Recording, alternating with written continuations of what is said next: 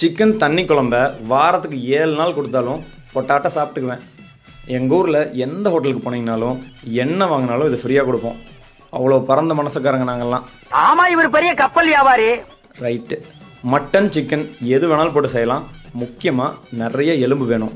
அதில் தான் ருசியே இருக்குது. சமூகம் பெரிய இடம்னா கொஞ்சம் கறியோடு சேர்த்துக்குங்க. இட்லி, தோசை, சாதம் இதெல்லாம் மெயின் டிஷ்ஷு. தண்ணி குழம்பு சைட் டிஷ்ஷுன்னு நினைக்காதீங்க. தண்ணி குழம்பு தான் மெயின் டிஷ்ஷே. இந்த மைனஸு சாஸுன்னு கண்டதெல்லாம் வலித்து சாப்பிட்றீங்களே, அதை விட்டுட்டு இதை வலித்து சாப்பிடுங்க. குடிக்க கூட செய்யுங்க, அவ்வளோ நல்லது.